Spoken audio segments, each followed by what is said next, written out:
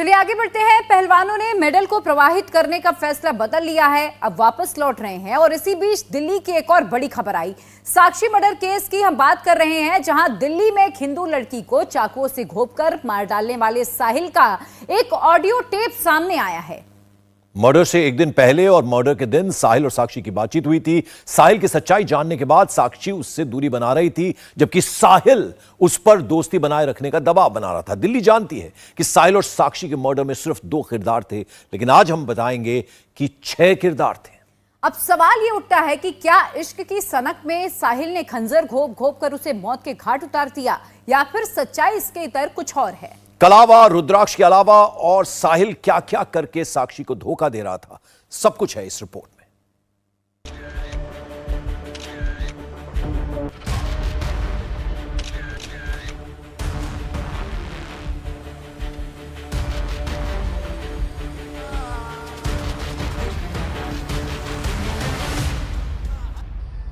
दुनिया शांति तो जीण नहीं देती मेरे भाई, आतंक उठाना जरूरी है।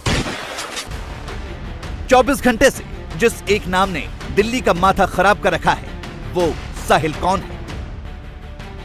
लव जिहाद, सन की आशिक, जल्लाद, शराबी, नशेड़ी, अपराधी, खूनी, फरेबी, दगाबाज, एसी मैकेनिक। 20 साल का साहिल आखिर है कौन?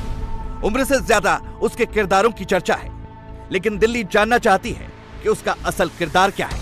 इसे समझने के लिए आपको सीसीटीवी की वो वीडियो फिर से दिखाते हैं।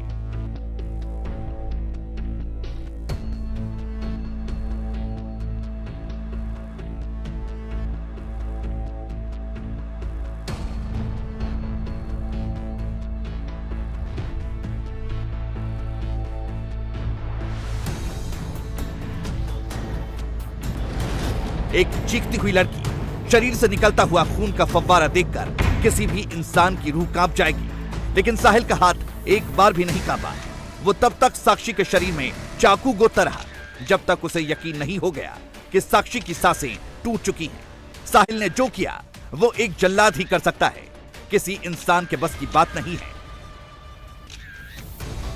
20 साल का साहिल मेंटली किस तरह का खूनी है, इसका अंदाजा लगाने के लिए उसकी मॉडस ऑपरेंडी को समझना बहुत जरूरी है। साहिल ने साक्षी पर चाकू से 16 वार किए, उसके मुर्दा हो चुके शरीर पर लात मारी, फिर साक्षी का सिर और चेहरा कुचलने के लिए पत्थर से 6 वार किए, वो भी भीड़ के सामने।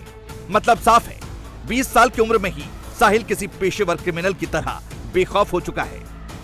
देखिए, साहिल को कल हम लोगों ने इसमें अरेस्ट किया बुलंदशहर से, और लाके आज इसको जो है हम लोग कोर्ट के सामने पेश किया है। तो 2 दिन की हमने पुलिस रिमांड ली है। इन्वेस्टिगेशन अभी जारी है, काफ़ी सबूत इसमें कलेक्ट करने बाकी हैं, तो एक बार कलेक्ट करेंगे और एक स्ट्रॉन्ग चार्जशीट बनाएंगे, और उसके बाद इसको चार्जशीट को हम लोग फाइल करेंगे जल्द से जल्द कोर्ट में।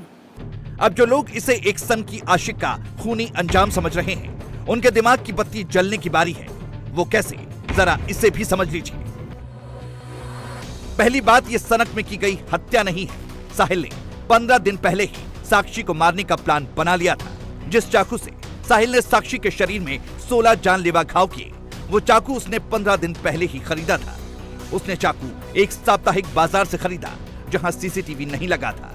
जानकारी मिली है कि उस इलाके में गुरुवार और रविवार को बड़ी हाट लगती है, वहीं से चाकू खरीदा था।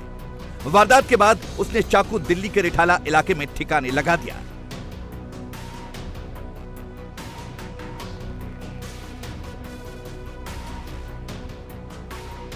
अब साहिल के क्रिमिनल माइंड की एक थ्योरी आपको बताते हैं, उससे पहले एक तस्वीर और दिखाते हैं। दिल्ली की शाहबाद डेरी में, जिस जगह दिल्ली का सबसे खौफनाक खूनी मर्डर अंजाम दिया गया, वहां वारदात से पहले साहिल अपने एक दोस्त आकाश से बातचीत कर रहा है। इस मर्डर में आकाश का क्या रोल है, ये भी बताएंगे, लेकिन एक बार फिर लौटते हैं 20 साल के साहिल की ब्रेन मैपिंग पर, ताकि जाना जा सके कि उसके दिमाग में अपराध की चिप कैसे काम करती है। साहिल ने मर्डर से पहले अपना फोन स्विच ऑफ कर दिया था। मर्डर के वक्त उसके पास मोबाइल नहीं था। साहिल की कोशिश थी कि मोबाइल के जरिए पुलिस उसकी लोकेशन तलाश नहीं कर पाए, और वो पुलिस को चकमा देते हुए वारदात के बाद दिल्ली से सेफ निकल जाए। साहिल अपनी साजिश में कामयाब भी हो गया था। साक्षी को मारने के बाद साहिल दिल्ली से बुलंदशहर भाग गया। रास्ते में उसने 2 बार बस बदली। ये सब पहले से प्लानिंग का हिस्सा था। लेकिन कहते हैं ना कि अपराधी कितना भी शातिर क्यों ना हो, कानून को ज्यादा वक्त तक चकमा नहीं दे सकता। साहिल ने जिस जगह साक्षी को मारा वो सीसीटीवी की जद में थी। पुलिस दनदनाती हुई उसके घर पहुंची और पिता सरफराज को उठा लिया। साहिल बुलंदशहर में अपनी बुआ के घर पर छिपा हुआ था। वहां भी साहिल ने झूठ बोला था कि वो शादी में आया है। पुलिस ने उसे बुलंदशहर से उठा लिया। साहिल 2 दिन की रिमांड पर है और पुलिस को पूछताछ में लगातार गुमराह करने की साजिश कर रहा है। मर्डर की प्लानिंग और मर्डर के बाद फरारी तक साहिल ने किसी पेशेवर क्रिमिनल की तरह व्यवहार किया। लेकिन साक्षी को मारने से पहले भी साहिल फरेब कर रहा था।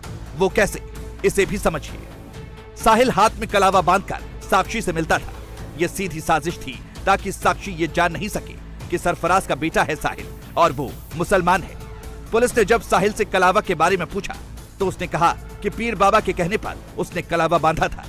देश में दरगाहों पर हाथ में धागा बांधने की परंपरा है, लेकिन कलावा और दरगाह वाले धागे में क्या फर्क होता है, ये जानने के लिए इंडिया टीवी दरगाह पहुंचा ताकि दर्शक सच्चाई जान सके। पीला और लाल कलर का होता है, कभी कभी काला भी बांध देते हैं। जो लेज़र का होता है, लेज़र वगैरह का होता है, तो उसको भी काला भी धागा भी बांध देते हैं।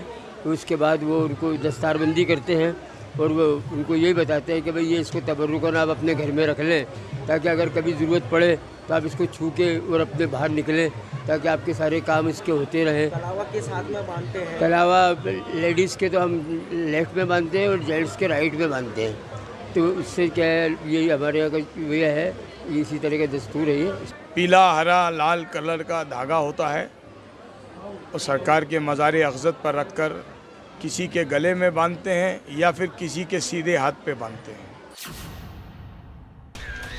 पुलिस ने कलावा के अलावा साहिल से रुद्राक्ष के बारे में सवाल किया तो साहिल ने फिर गुमराह करने की कोशिश की। साहिल ने पुलिस को बताया कि वो हरिद्वार गया था और वहीं से रुद्राक्ष की माला खरीदी थी।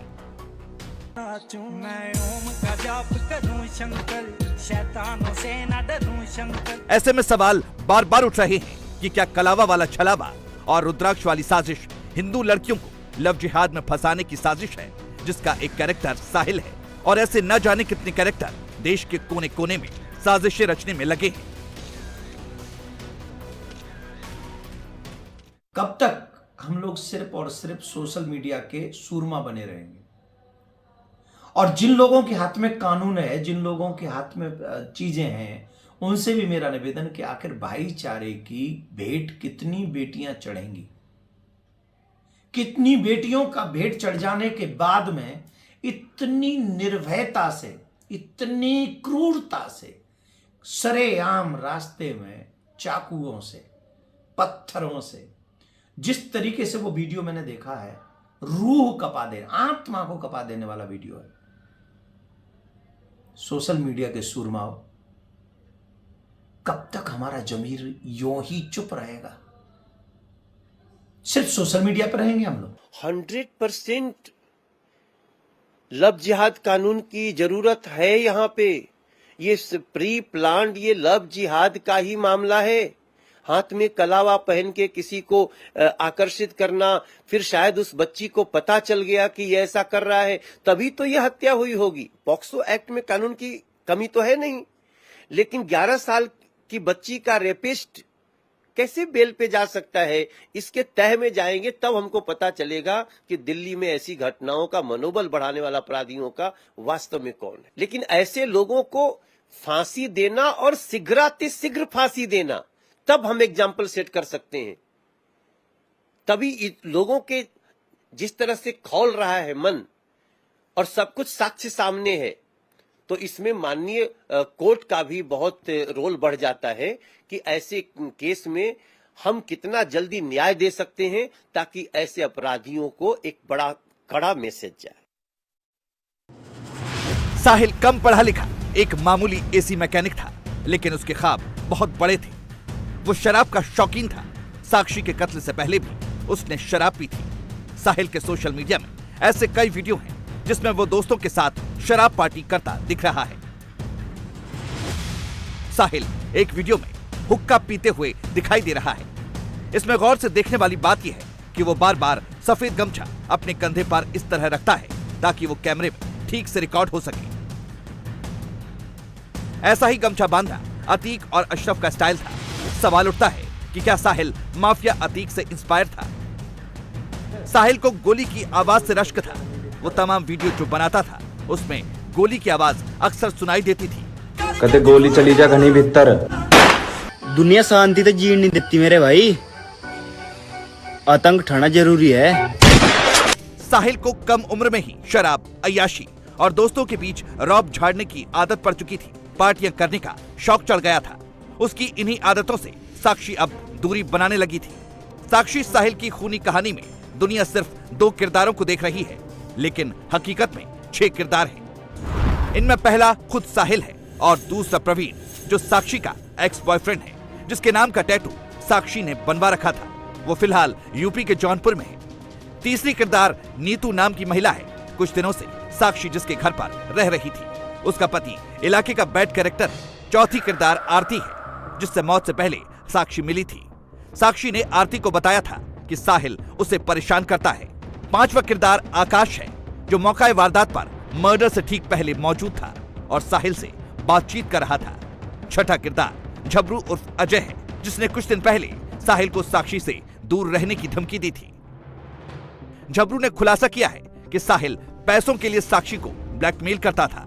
वो जान से मारने की धमकी देता था। सर वो मदद मांगने आई थी मेरे पास, तो हो सके 27 तारीख को शाम को, तो हम गए थे 8 साढ़े 8 बजे की बात है। साहिल से मिलने गए थे हम, तो उसको समझाया गया था कि भाई साहिल, मैं नहीं समझाया था कि भाई लड़की को टॉर्चर मत करो, ये भी किसी की बहन बेटी है। तो फिर साहिल ने वहाँ पे कुछ नहीं बोला। हम वहाँ से आ गए थे, तो अगले दिन उसका मर्डर हुआ है डायरेक्ट। साक्षी ने क्या मदद मांगी थी कि कैसे परेशान कर रहा है? ये बोला था कि मेरे को धमकी दे रहा है, मैं बदमाश हूँ, ये हूँ, वो हूँ, मार दूंगा, ये कर दूंगा, वो कर दूंगा। बहुत सी बातें बताई थी उसने। तो फिर मैंने बोला कि भाई चलो तुम्हारी मदद करते हैं थोड़ी, हम चलते हैं तुम्हारे साथ।